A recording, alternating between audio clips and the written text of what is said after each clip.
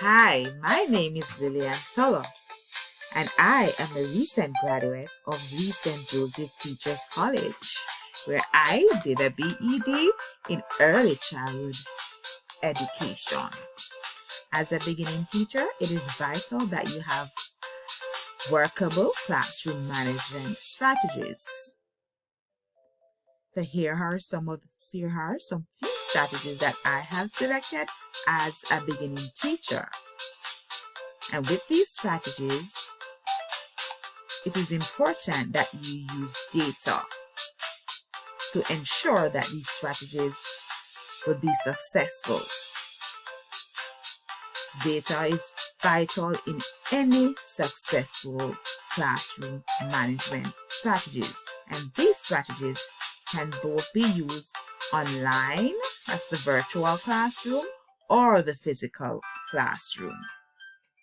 My first strategy is make sure the students know what your rules mean. Just because you stated them, shared them, and posted them doesn't mean students know what they mean. Your version of no talking might mean something different. Human beings talk for a lot of reasons, so keep your expectation appropriate. It might even be okay to joke around a bit, as long as a student is staying focused on the task at hand. Some teachers find great success with acting out ways of talking, and it at times is effective. Now, data is important with this strategy because you have to find rules that are measurable for the students to follow. And in order for you to do that, you have to collect data on the students and also on the strategy that you plan to use. And this strategy can be used both in the online platform as well as the physical classroom. So let us move on to another strategy. Another strategy is build relationship. It is important to build relationship. This strategy is most effective. It's one of the most effective classroom management technique. When a student trusts their teacher, they make sure they make an effort to follow the rules.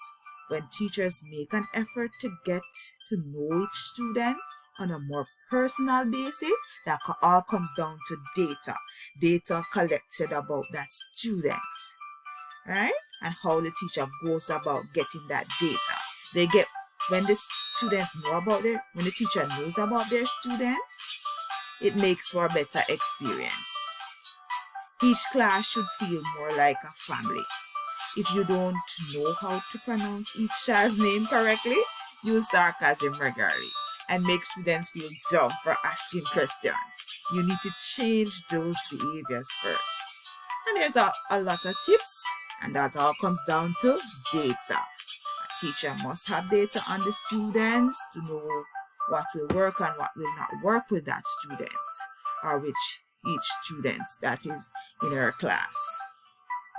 And this strategy can both be used on the online platform, the virtual platform, and in the physical classrooms. So let's move on to the other strategy. Address bad behaviors quickly. A teacher sits down with a misbehaving student, talking to him or her about behavior as one of our classroom management strategies. Teachers must avoid hesitation. You must address that bad behavior. Nip it in the bud as soon as it happens. Acting sooner than later will help to ensure that negative feelings between the students or you won't fester. Failure to act will result in more poor behavior, leading to needless difficult conversation. But keep in mind, it's usually best to talk to the student in private. Research, I'll come back down to data, has shown that punishing students in front of their peers has limited value. So you need data to know how to deal with this child. You need data about the child to know how to deal with this situation. So data is vital in this strategy being successful. And this strategy can be both used virtually and in the physical space. All right, let's move on to the other strategy. So the other strategy is build excitement for content. A teacher stands at the front of her class trying to build excitement by proving interesting parts of the day's lesson. Start lessons by proving particular exciting parts of the lessons. All right, students, today we are going to paint. All right, students, today we're going to go on an exploration on Google Earth. All of those things are exciting things that the teacher can incorporate in our lessons to make it exciting.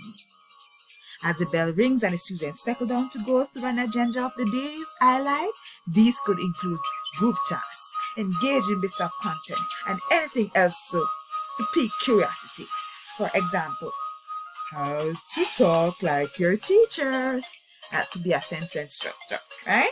So teachers have to make the content of the lessons exciting, because you don't want a boring class. When classes are boring, children tend not to learn, and that is also based on data.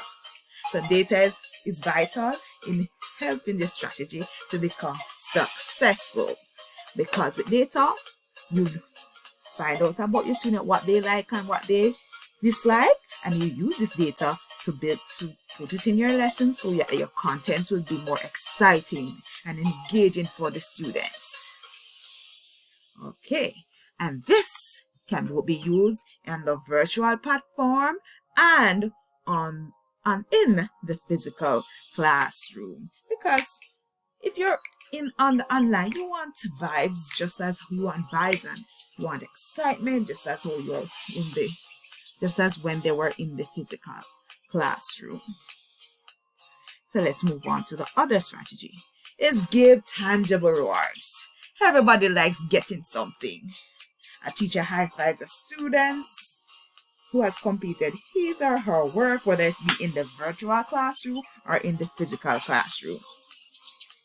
So it's good when teachers reward good behavior. Reward specific students at the end of lesson in front of the class as another motivational and behavioral enforcement technique. When a teacher openly rewards the students in front of their peers and even their parents, because sometimes when they're on the virtual platform, their parents are there, they feel appreciated and they want to behave.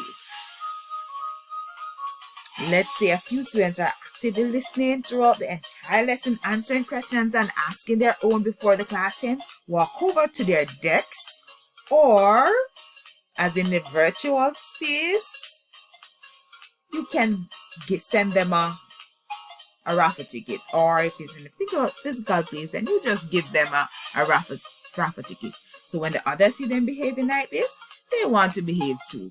And you have good classroom management or good classroom environment, because you want to have disruptive children.